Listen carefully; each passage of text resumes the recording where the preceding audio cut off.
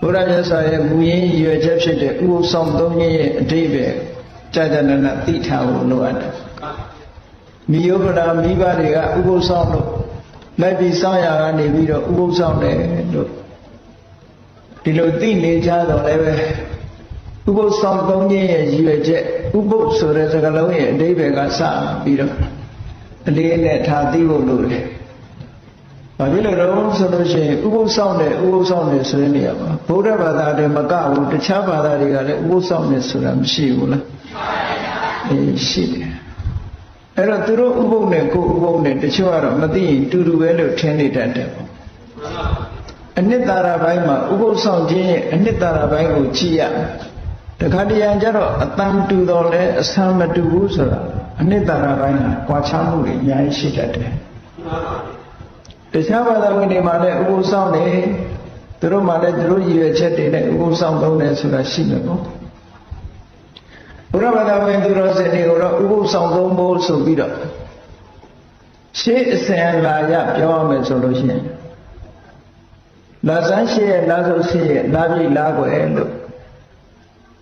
တလမှာ၄ကရင်ဆိုပြီးတော့ဥပုသ်ဆောင်နေရှိကြတယ်အဲ့ဒီတလ၄ကရင်ဥပုသ်ဆောင်ရောမြမကဘူးပฏิစာဂရဥပုသ်ဆိုတာရှိသေးတယ်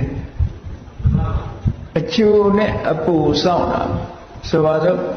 ဥပုသ်နေ့မရောက်ခင်တရက်ကကြုံပြီးတော့ဆောင်တယ်ဥပုသ်ထွက်တရက်ကိုဆောင်တယ်ဆိုတော့အကျိုးအပူနဲ့တကွာဆိုတော့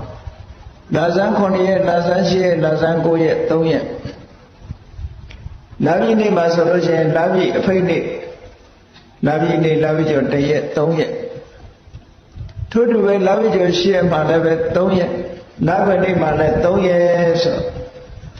တလားမှာ12ရက်လောက်စောင့်တယ်ဥပုသ်နော်အဲ့ဒါတို့အကျိုးအပေါ်နဲ့တကွာစောင့်တာပฏิစာဂရဥပုသ်လို့ခေါ်တယ်ပေါ့ရှင်းသူတော်စင်တွေကအဲ့ဒါတို့ဥပုသ်ကိုစောင့်နေရှိကြတယ်မြန်မာနိုင်ငံမှာလည်းပဲရှေးပိုင်းခေတ်ကာလတွေမှာဆိုလို့ရှိရင်ဝါတွင်းကာလ3လလုံးလုံးဥပုသ်ဆောင်တယ်ဆိုတာမျိုးနဲ့လုပ်ကြရှေးသူတော်စင်တွေဝါတွင်း3လမှာနေ့စဉ်နဲ့ညသီလဆောက်တည်ပြီးတော့ဥပုသ်ဆောင်ရတယ်ပါတိဟာရိယပက္ခဥပုသ်တို့ပါတိဟာရိယဥပုသ်တို့ပฏิစာဂရဥပုသ်တို့ဒီလိုဥပုသ်ရက်တွေဟာတမန်ရက်မြတာမကဘဲနဲ့တိုးချဲ့ပြီးတော့ဥပုသ်သီလကိုစောင့်တည်ကြတယ်ဒါကရက်နဲ့ပတ်သက်ပြီးတော့ရှေ့ရဆောင်